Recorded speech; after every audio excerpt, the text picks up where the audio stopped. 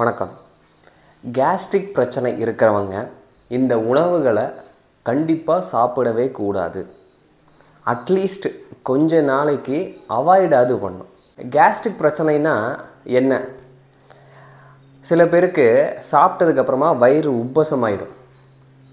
சில பேருக்கு எதுக்களிப்பு, நெஞ்செரிச்சல் இந்த மாதிரி தொந்தரவுலாம் இருக்கும். சில பேருக்கு அங்கங்கே உடம்புல குத்துற மாதிரி இருக்கும், வயிற்றில் பிடிச்சி இழுக்கிற மாதிரி இருக்கும், வயிற்றில் குத்துற மாதிரி இருக்கும். சில பேருக்கு கேஸ் ட்ரபுள் இருக்கும், அதிகமாக குசு போயிட்டே இருக்கிறது, இந்த மாதிரி பிரச்சனை இருக்கும். இது குறிப்பாக நடக்கிறதுக்கான காரணம் அஜீரணம் தான். இந்த அஜீரணம்னால தான் அதிகமான இந்த கேஸ்ட்ரிக் பிரச்சனை அப்படிங்கிறது இருக்குது. இப்போ சாப்பிட்றதுக்கு முன்னாடி வரைக்கும் நல்லாயிருக்கும், சாப்பிட்டோன்னு பார்த்திங்கன்னா வயிறு ரொம்ப உப்பசமாயிடும், மந்தத்தன்மைக்கு வந்துடும், நம்ம உடம்போட எனர்ஜி லெவல்ஸ்லாம் கம்மியாகிற மாதிரி இருக்கும்.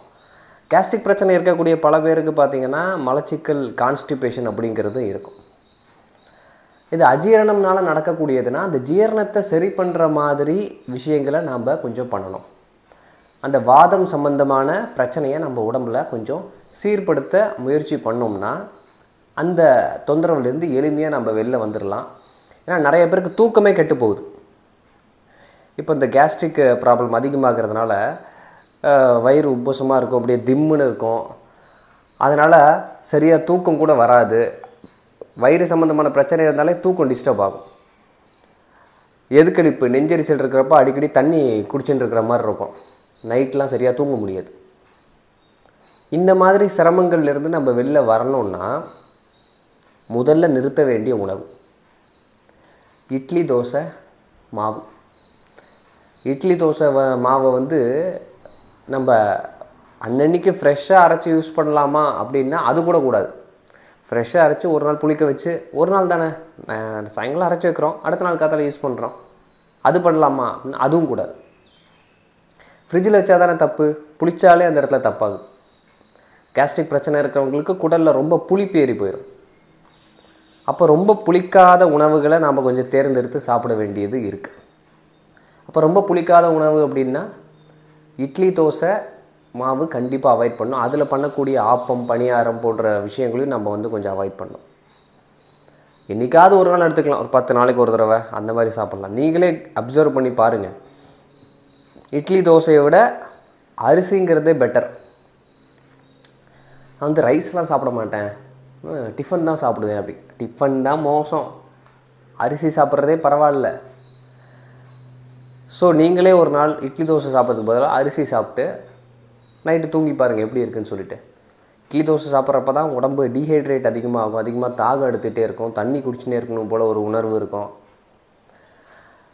நெஞ்சு எரிச்சல், எதுக்களிப்பு, வயிறு உப்பசம் அதெல்லாம் இருக்கும். ஆனால் ரைஸ் ஒரு அளவாக சாப்பிட்டோம்னா இந்த பிரச்சனை இருக்காது. ஏன்னா அது ரொம்ப புளிப்பேறாத பண்டம். அதனால் idli dosa item first avoid பண்ணுங்கள். அதுக்கடுத்தது பால். பால் அமிலத்தன்மையை அதிகப்படுத்தும், இறைப்பையில் போனோன்னா அமிலத்தன்மையை அதிகப்படுத்தும். தயிர் புளிப்பேறி போன ஐட்டம் அவாய்ட் பண்ணும். முடிஞ்ச அளவுக்கு மோர் அவாய்ட் பண்ணுறது நல்லது தான். பழைய சாதம் புளிப்பேறி போன ஐட்டம் அவாய்ட் பண்ணும். வெள்ளை சர்க்கரை, அதிகமான சர்க்கரை பண்டங்களில் செய்யப்பட்ட இனிப்புலாம் உள்ளே போச்சுன்னா புளிப்பேறிடும். தற்காலிகமாக பழங்கள் கூட அவாய்ட் பண்ணலாம், ரொம்ப புளிப்பாக இருக்கக்கூடிய பழங்கள் அவாய்ட் பண்ணலாம். ஒரு சில இனிப்பு பழம் செட் ஆகும், ஆப்பிள், கொய்யா, மாதுளை இந்த மாதிரி ஒரு சில உணவுகள் செட் ஆகும். அப்புறம் தேங்காயும் கொஞ்சம் தற்காலிகமாக நம்ம அவாய்ட் பண்ணலாம். காய்கறிகள்லேயும் கொஞ்சம் வாதம் சம்மந்தமான காய்கறிகள் அவாய்ட் பண்ணுறது நல்லது. முட்டைக்கோசு, காலிஃப்ளவர், முள்ளங்கி, முருங்கைக்கீரை, முருங்கைக்காய், உருளைக்கிழங்கு, சேப்பங்கிழங்கு, இந்த மாதிரி கிழங்கு வகைகள், வாழைக்காய், கொத்தவரங்காய்,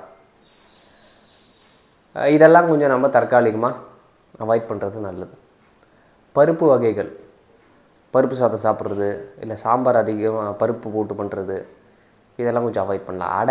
அடை பருப்பு வச்சு நம்ம அரைப்போம் இல்லையா, அடை சாப்பிட்றது அவாய்ட் பண்ணணும். பருப்பு வடை சாப்பிட்றது அவாய்ட் பண்ணணும். பஜ்ஜி போண்டா ஐட்டம்ஸ், இது மாதிரி ரொம்ப டீப் ஃப்ரைடு ஐட்டம்ஸ் நம்ம அவாய்ட் பண்ணணும். சுண்டல் வகைகள் கொஞ்சம் நம்ம அவாய்ட் பண்ணணும்.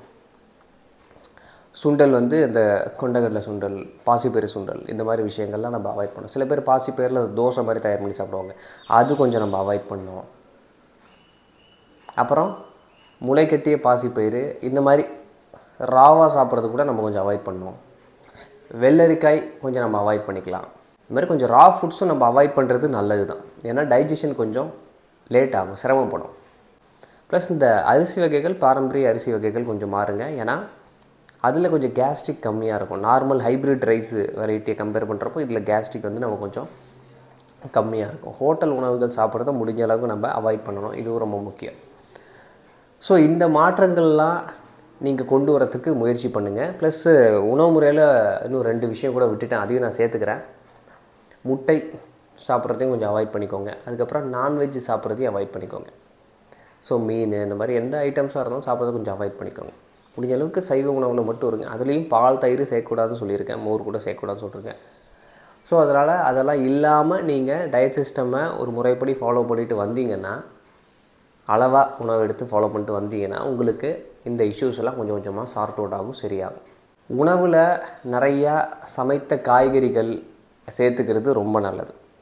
அரிசியோட அளவை நம்ம கம்மி பண்ணிவிட்டு, இப்போ இட்லி தோசை சாப்பிடக்கூடாதுன்னு சொன்னேன், அதுக்கு பதிலாக அரிசியே சாப்பிட்லாம், சாதமே சாப்பிட்லாம். பாரம்பரிய அரிசி வகைகள் முடிஞ்சால் முயற்சி பண்ணலாம். அதில் கருப்பரிசி, சிகப்பரிசி, வெள்ளை அரிசி, இது மாதிரி நிறைய வெரைட்டிஸ் இருக்குது. உங்களுக்கு எது சௌகரியமாக இருக்கோ அது நீங்கள் சேர்த்துக்கலாம். ஸோ அது கூட வந்து நிறைய காய்கறிகள் சேர்த்து நாம் சமைச்சு சாப்பிட்லாம். 50% வரைக்கும் காய்கறி வச்சு நம்ம இப்படி சாப்பிட்றப்போ நமக்கு கொஞ்சம் டைஜஷன் நல்லாயிருக்கும், மோஷன் ஃப்ரீயாக இருக்கும். ப்ளஸ்ஸு பசி எடுத்து மட்டுமே சாப்பிட்ணும். கேஸ்ட்ரிக் பிரச்சனை இருக்கிற பல பேர் பார்த்திங்கன்னா பசி எடுக்காமல் சாப்பிட்ற பழக்கம் நிறைய பேருக்கு உண்டு. கேஸ்ட்ரிக் பிரச்சனையிலேயே லைட்டாக இருக்கிற கேஸ்ட்ரிக் பிரச்சனை இருக்குது, லைட்டு, மாட்ரேட்டு, ஹெவி, இந்த மாதிரி 3ஆக பிரிச்சுக்கலாம்.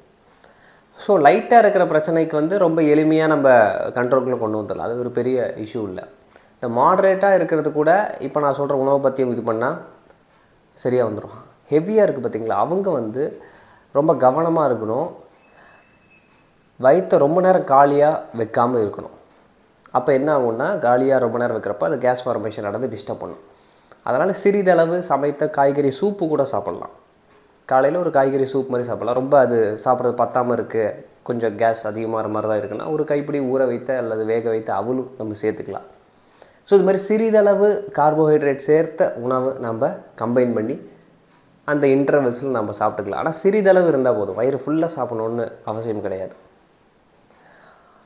அதுக்கப்புறமா உடல் சூடை சரியாக மெயின்டைன் பண்ணணும். இப்போ உணவு பத்தியத்தில் நம்ம சரியாக வந்தாச்சு, காய்கறிகளை அவாய்ட் பண்ண வேண்டியது, உணவுகளை அவாய்ட் பண்ண வேண்டியது எல்லாம் நம்ம மாற்றியாச்சு. உடம்புடைய சூடையும் மெயின்டைன் பண்ணணும். அதுக்கு குளியல் முறை சரியாக இருக்கணும். உங்கள் உடம்பை வந்து கூலிங்காக வைக்கிறது குளியல் முறை சரியாக இருக்கணும். பச்சை தண்ணியில் குளிக்கலாம், தப்பு இல்லை. சளி பிரச்சனை இருக்குன்னா லைட்டாக வெதுவெதுப்பான தண்ணியில் குளிக்கலாம், இல்லைனா பச்சை தண்ணியில் நீங்கள் குளிக்கலாம். குளிக்கிறப்போ உடலுடைய சூடு நமக்கு வந்து சரியாகும், மெயின்டைன் ஆகும். ஆயில் பாத், சளி பிரச்சனை, சைனஸ் பிரச்சனை, இந்த மாதிரி தலைவலி பிரச்சனை இல்லைன்னா ஆயில் பாத் கண்டிப்பாக முயற்சி பண்ணுங்கள். உடல் முழுக்க நல்லெண்ணெய் தேய்ச்சி வெதுவெதுப்பான தண்ணியில் நம்ம குளிக்கிறது, இது வாரத்துக்கு ஒரு 2 முறை நம்ம பண்ணிட்டு வரணும்.